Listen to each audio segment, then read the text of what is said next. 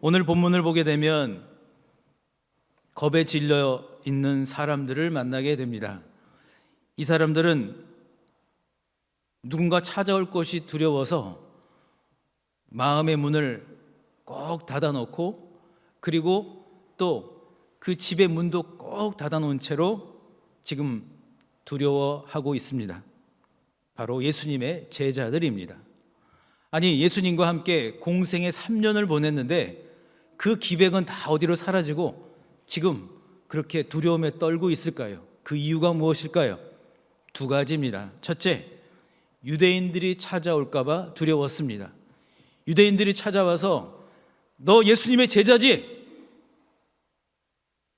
이러면서 그들을 위협하고 그들을 붙잡아 갈까 봐 두려웠습니다.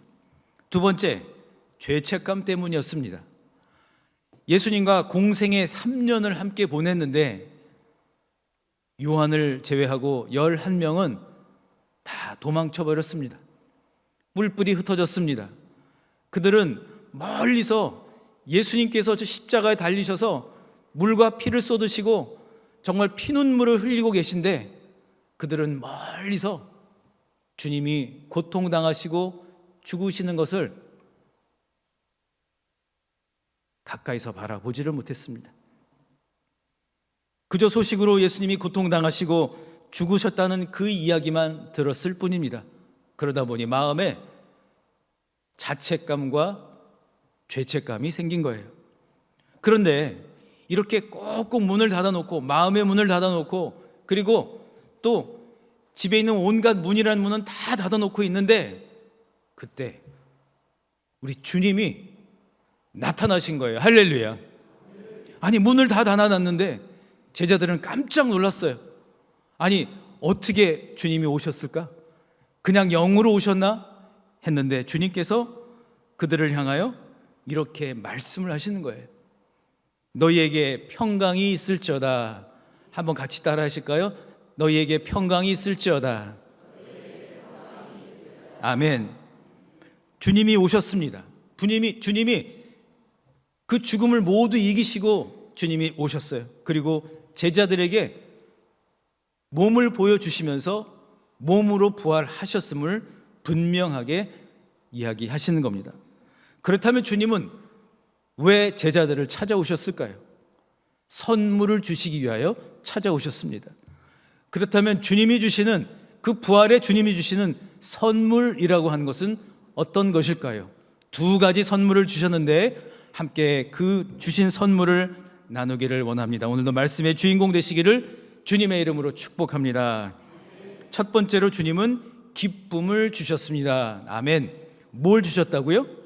기쁨이요. 자, 20절의 말씀을 한번 같이 읽어보실까요? 시작. 이 말씀을 하시고 손과 옆구리를 보이시니 제자들이 주를 보고 기뻐하더라. 아멘. 자, 여러분 상식적으로 한번 생각을 해보세요.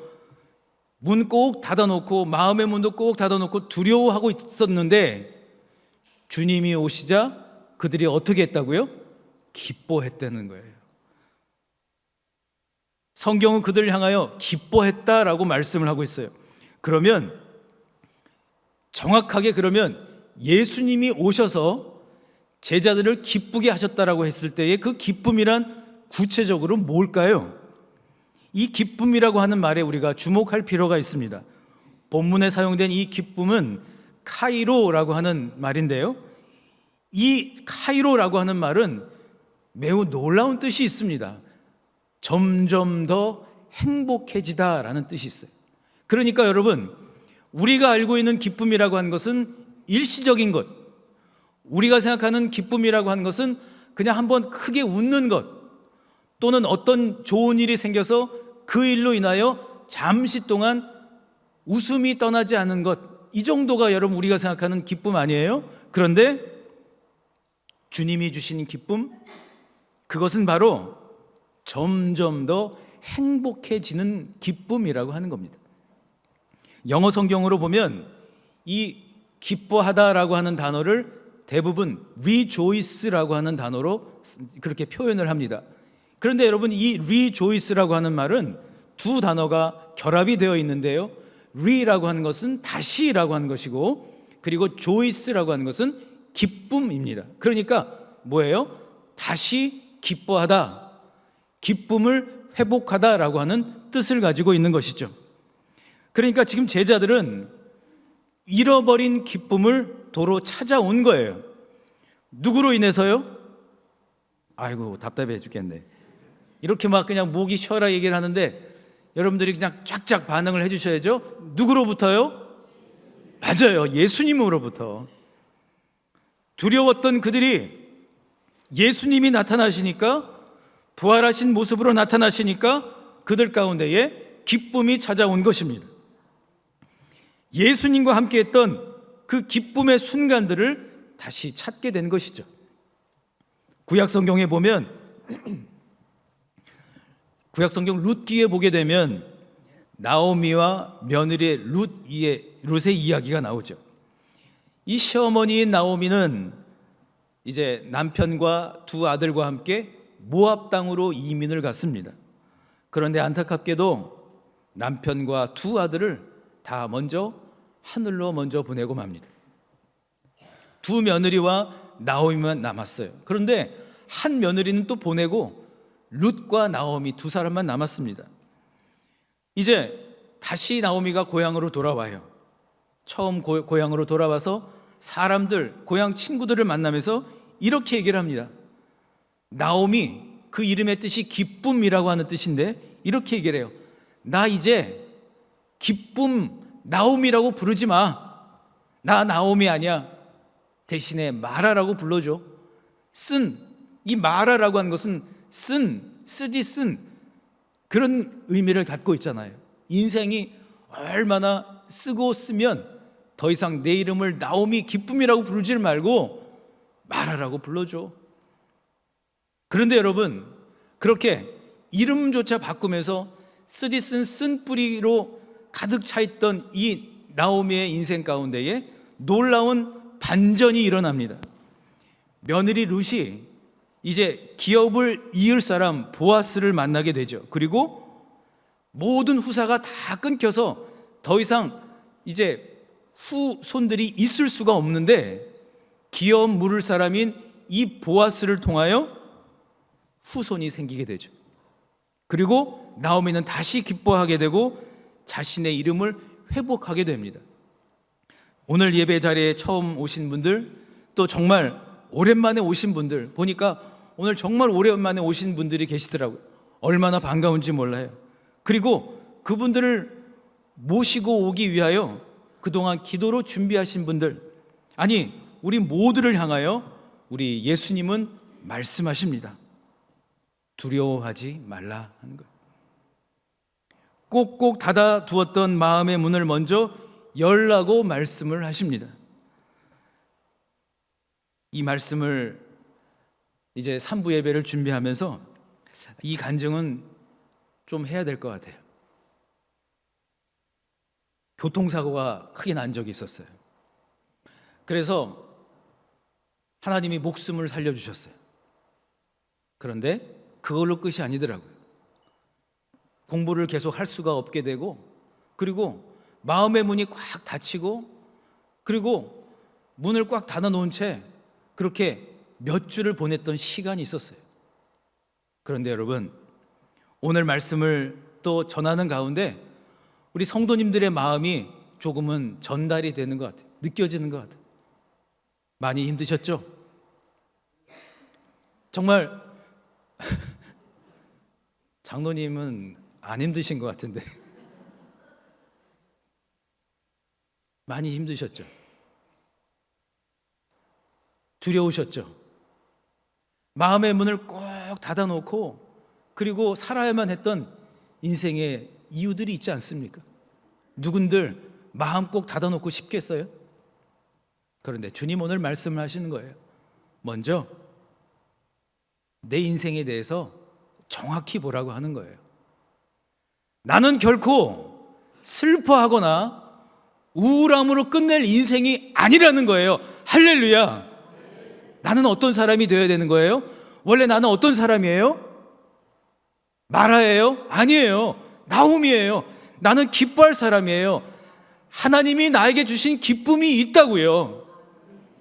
언젠가 내가 어떤 일들로 인하여 놓쳐버린 그 기쁨을 이 부활의 아침 가운데에, 이 예배 가운데 다시 도로 찾아오라고, rejoice라고 말씀을 하시는 거예요. 도로 찾아오셔야 돼요. 다시 회복하셔야 돼요.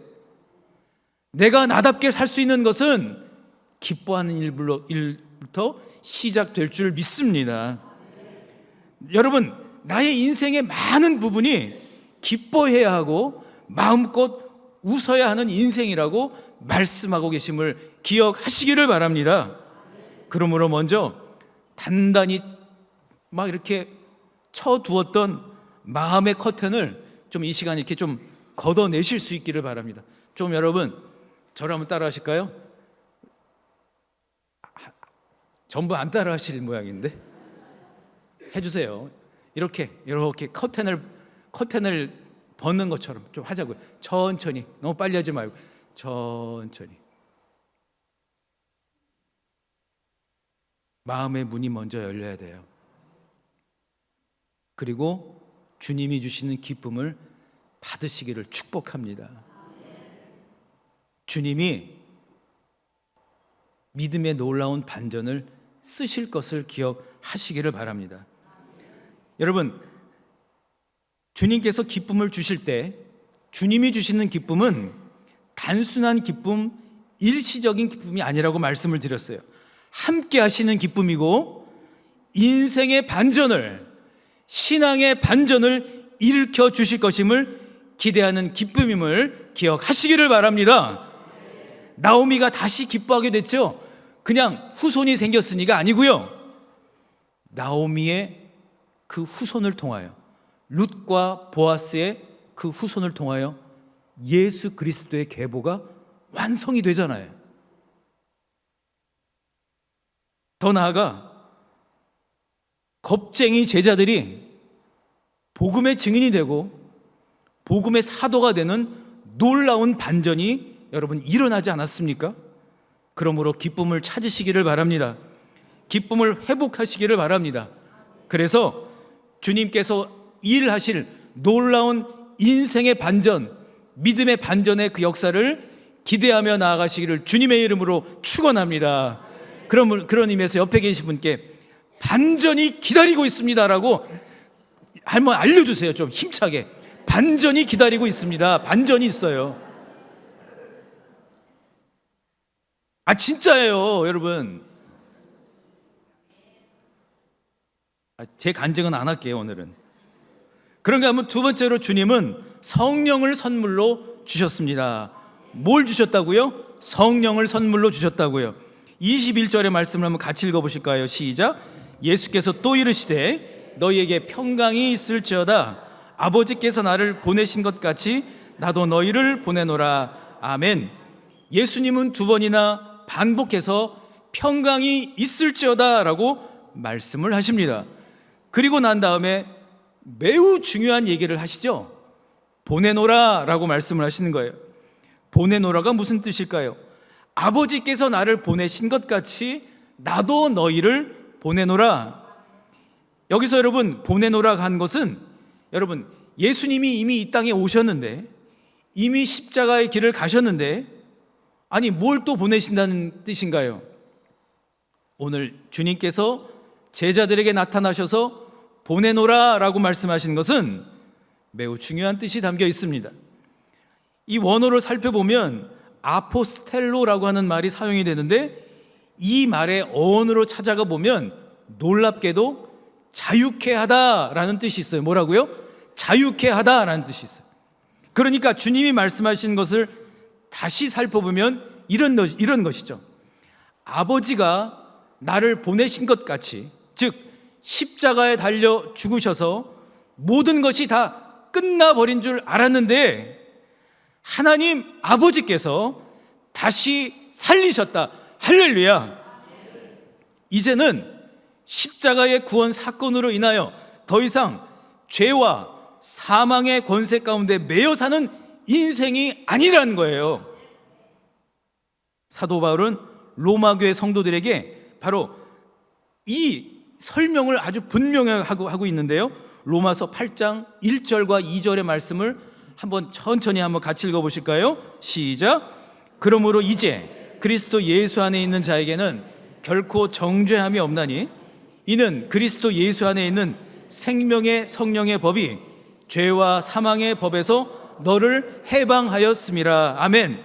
다시 말하면 예수님께서 십자가의 구원을 이루시기 전까지는 저와 여러분은 죄와 사망의 법 아래 있었던 거예요. 그런데 예수님께서 부활하심으로 인하여 구원이 완성이 된 거예요. 할렐루야. 구원이 완성이 됐다라고 하는 것은 주님이 다시 살아나셔서 부활하심으로 인하여 이제는 여러분이 죄와 사망의 법 아래 매여 있는 것이 아니라 생명과 성령의 법 아래 살게 되었다는 거예요. 옮겨졌다는 거예요. 할렐루야. 이해가 되시나요? 다시 한번 얘기할게요. 죄와 사망의 법 가운데 있었는데 이제는 여기 있는 게 아니라 일로 옮겨져서 생명의 성령의 법 아래 내가 살고 있는 거예요. 무슨 얘기예요? 여러분, 이제는 죄의 종노릇 하시면 안 된다는 거예요. 사망의 법 아래 있을 필요가 없다는 거예요. 내가 예수 그리스도를 나의 구주로 영접하기만 하면 더 이상 나에게는 슬픔과 우울과 좌절과 낙심과 걱정과 불안 속에서 내 인생을 살아가는 인생이 아니라고요. 나는 어떤 존재예요?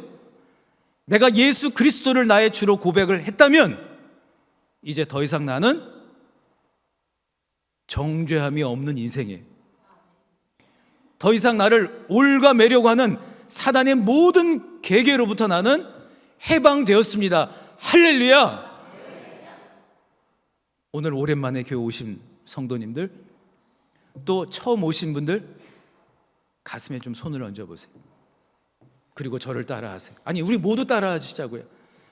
나는 예수 그리스도를 이 시간 주로 고백합니다. 생명의 성령의 법으로 살게 하소서. 예수님 이름으로 기도합니다. 아멘. 너를 해방하였습니다. 너는 이제 고통 속에서 살아가는 인생이 아니야. 비록 인생에 여러 가지 어려운 일들이 있었다 할지라도 너는 그 자리에만 머물러 있을 사람이 아니야. 빨리 나와. 왜 거기 있는 거야? 그렇게 말씀을 하시는 거예요. 이제는 생명을 주님이 주셨고 나를 해방시켜 주셨다는 사실을 믿으시기를 바랍니다. 그러면서 놀라운 선물을 주시는데요, 22절의 말씀을 한번 같이 읽어보실까요? 시작. 이 말씀을 하시고 그들을 향하사 숨을 내쉬며 이르시되 성령을 받으라. 아멘. 주님은 왜 숨을 내쉬셨을까요? 그냥 성령 받으라 라고 하시지 않고 숨을 내쉬면서 하셨을까요? 자, 웃긴 얘기를 하나 해드릴게요.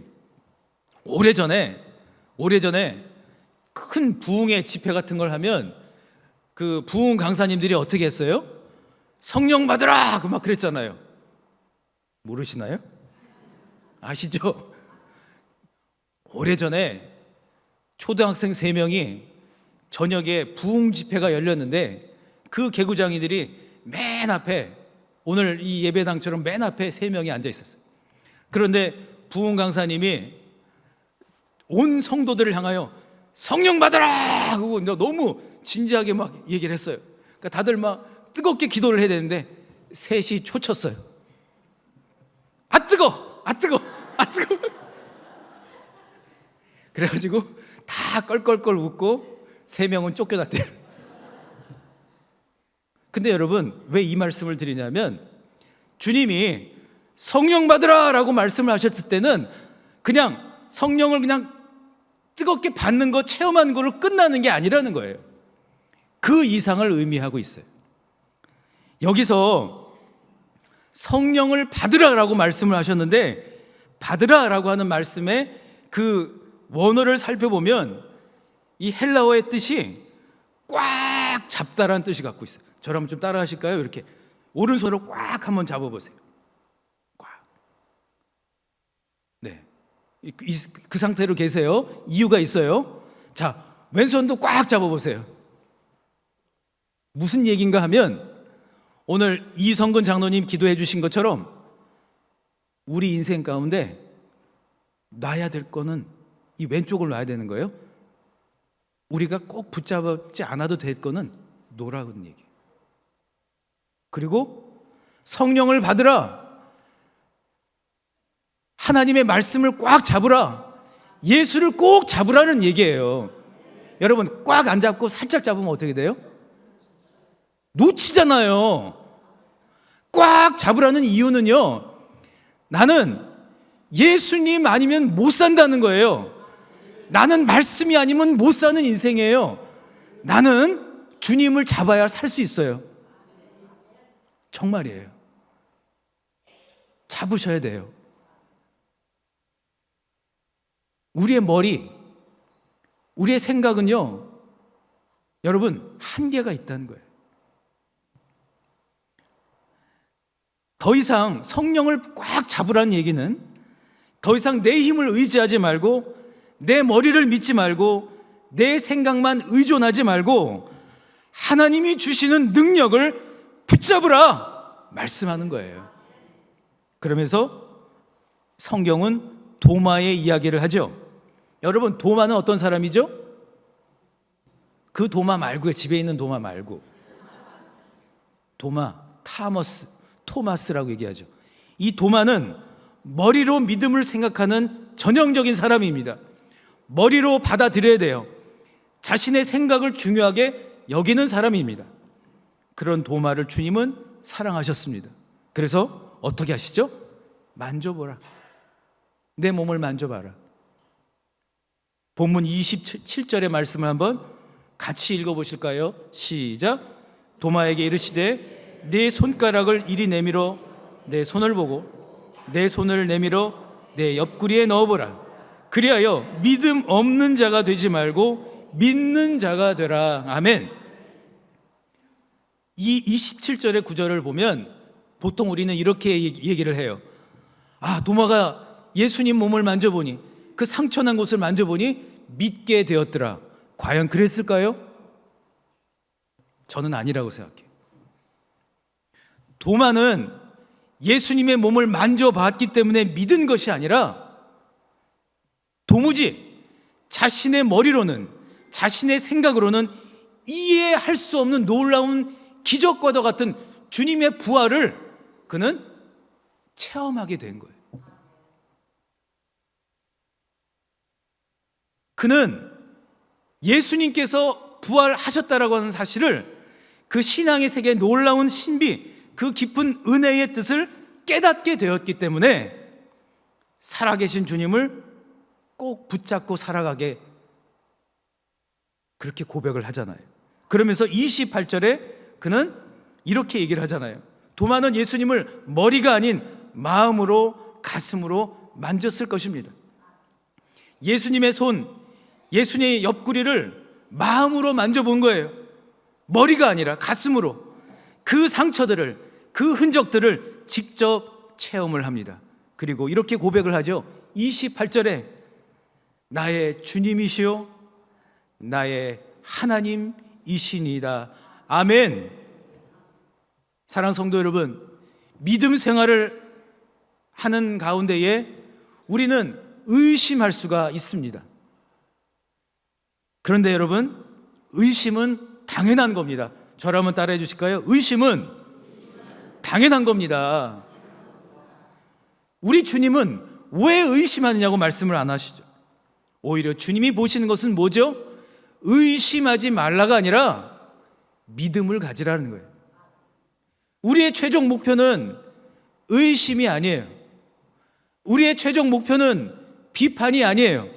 우리의 최종 목표는 믿음을 가진 자가 되라고 말씀을 하고 있습니다. 여러분, 믿음 있는 자가 되길 원하십니까? 믿음의 사람으로 그리스도의 장성한 분량에 이르기를 원하십니까? 그렇다면 머리가 아닌 가슴으로 주님을 체험하시기를 바랍니다. 자꾸 따라 하시라고 해서 송구합니다. 그러나 하셔야 기억이 납니다. 자, 저를 한번 따라 하실까요? 내 머리는 믿을 만한 게 못 됩니다. 지금도 여러분 머리는요, 계속 돌아가고 있어요. 계속 복잡해요. 아, 이거 빨리 끝나고 장터 가서 뭐 사야 되는데, 아, 막 국수 맛있는 거 먹어야 되는데, 머리는 계속 이 이후의 일들, 아니면 뭐 현재의 뭐 여러 가지 생각들을 계속 하고 있어요. 머리는 믿을 게 못 돼요. 그러나 가슴은 어때요? 가슴에는 주님의 사랑이, 기억들이 담겨져 있지 않습니까?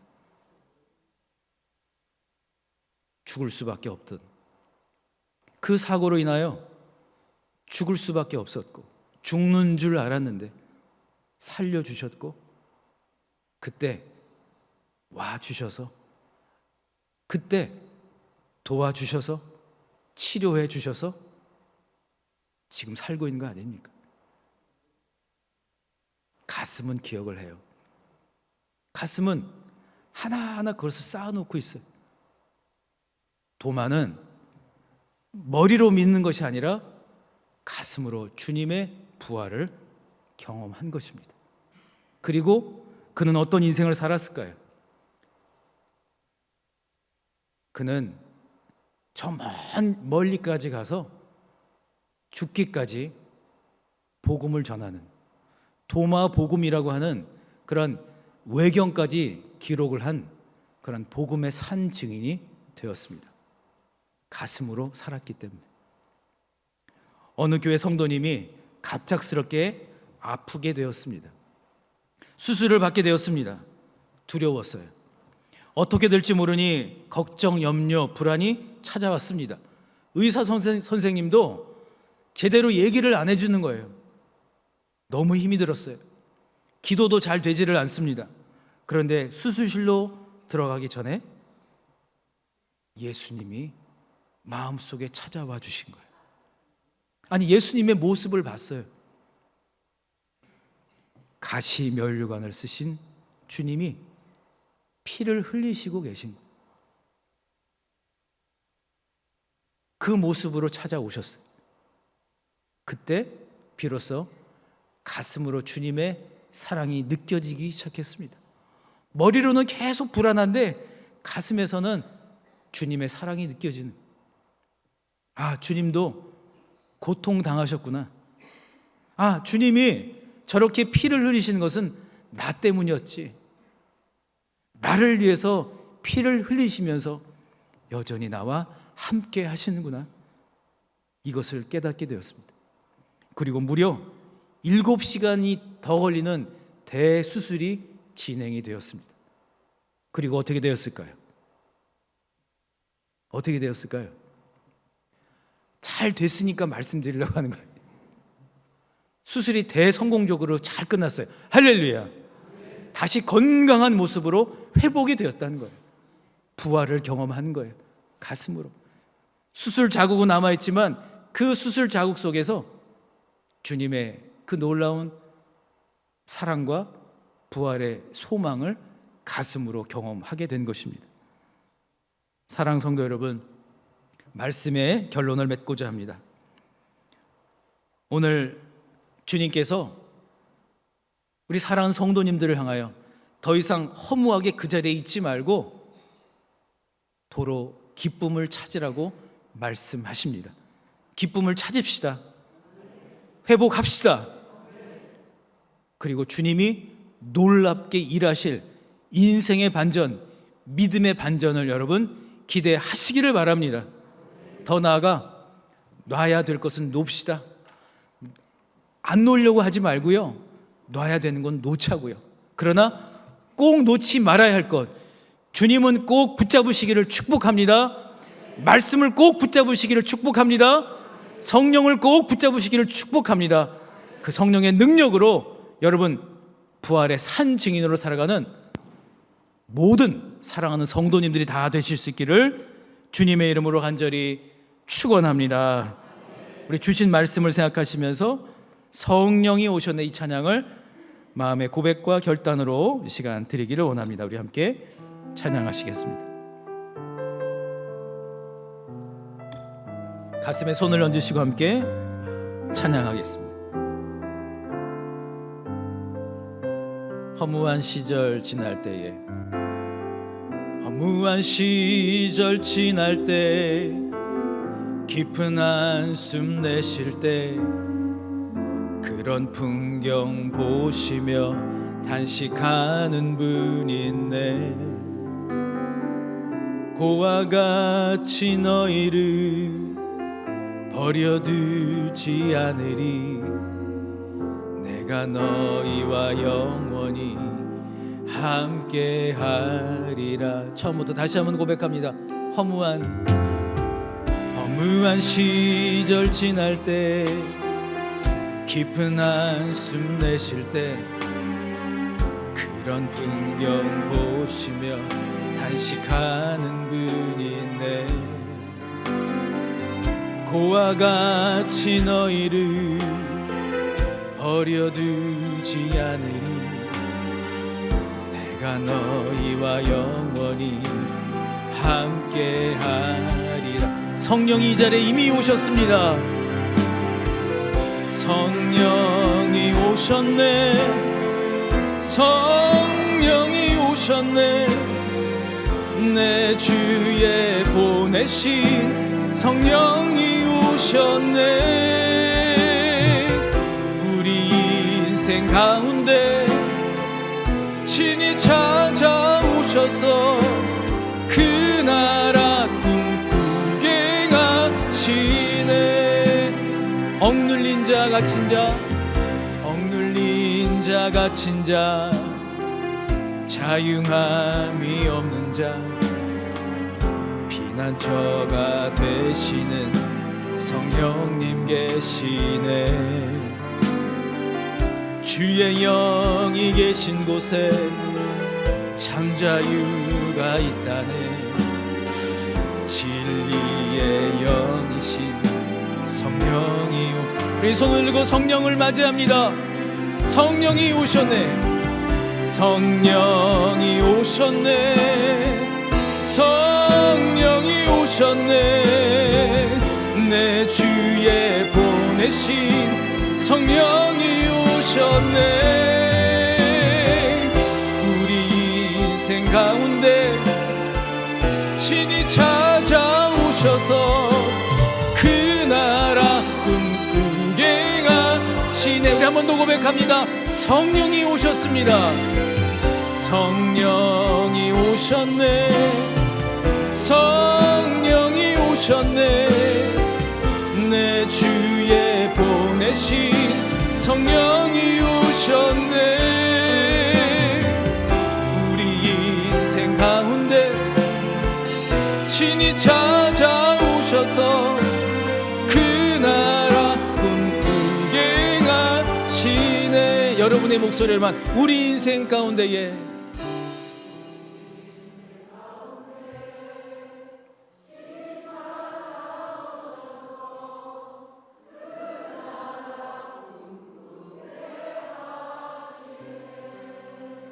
아멘. 부활하신 주님, 오늘 저 십자가가 고난주간 가운데는 넘어져 있었지만 저 십자가는 세워졌습니다. 비둘기와 같은 성령께서 저 십자가 위에 내리셨습니다. 그리고 오늘 말씀하십니다. 기쁨을 회복하라. 인생의 반전과 신앙의 반전을 기대하라. 더 나아가 인생 가운데 놓을 것은 놓고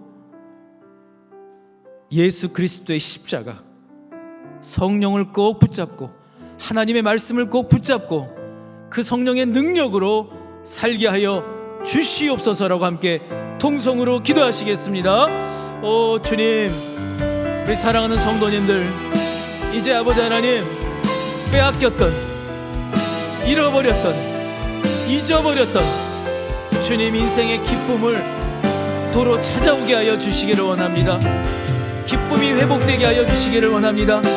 끝난 줄 알았는데 끝난 것이 아니었고, 나오미의 인생을, 제자들의 인생을, 수많은 믿음의 그 증인들의 인생을 놀라운 믿음의 반전을 쓰셨던 것처럼 사랑하는 성도님들의 인생 가운데도 하나님 신앙의 거룩한 반전이 있게 될 줄 믿습니다.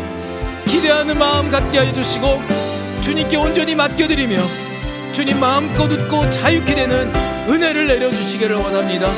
더 나아가 주여, 이 인생 가운데서 주님 꼭 붙잡지 않고 놓아야 할 것은 놓게 하여 주시옵소서. 주님, 그러나 꼭 붙잡아야 할 것, 성령을 붙잡게 하여 주시고 예수님을 꼭 붙잡게 하여 주시고 성령의 능력을 꼭 붙잡으며 하나님 주시는 그 은혜가 아니면 살아갈 수가 없음을 주님 날마다 주님 고백하며 살게 하여 주시옵소서.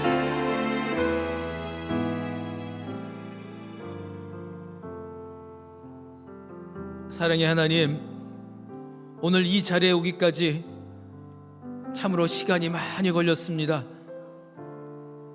주님, 마음이 너무나 힘들고 답답하고 숨고 싶었습니다.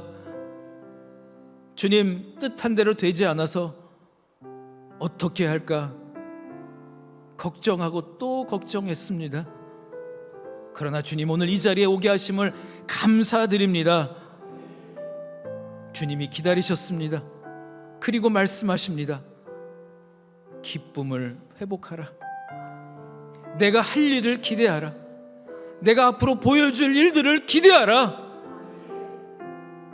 주님을 영접하고 주님을 모시고 살아갈 때에 믿음의 놀라운 일들이, 그 역전이 되는 그 일들이 일어나게 될 줄 믿습니다. 오늘 이 시간 이후로 부활하신 주님을 꼭 붙잡고 살게 하여 주시옵소서. 주님의 사랑을 가슴으로 느끼며 살게 도와 주시옵소서. 그 은혜를 더욱더 깊이 누리며 살게 도와 주시옵소서. 다른 것은 좀 놓친다 할지라도 하나님의 말씀만은 꼭 붙잡고 살 수 있도록 도와 주시옵소서. 더 나아가 주여, 사랑하는 모든 성도님들 삶 가운데에 하나님의 놀라운 사랑이 충만케 하여 주시고 오늘 함께 이 기쁜 자리 가운데에 기쁨으로 하나님께서 충만케 하여 주시옵소서. 이제는 우리 주 예수 그리스도의 은혜와 하나님의 크신 사랑과 성령의 교통하심이, 부활하신 주님 찾아오셔서 주시는 그 영원한 기쁨 가지고, 앞으로 하실 일들을 기대하는 기쁨을 가지고 주님만 꼭 붙잡고 살기로 결정하는 모든 주의 백성들 위해 지금부터 영원토록 함께 하시기를 간절히 축원하옵나이다. 아멘.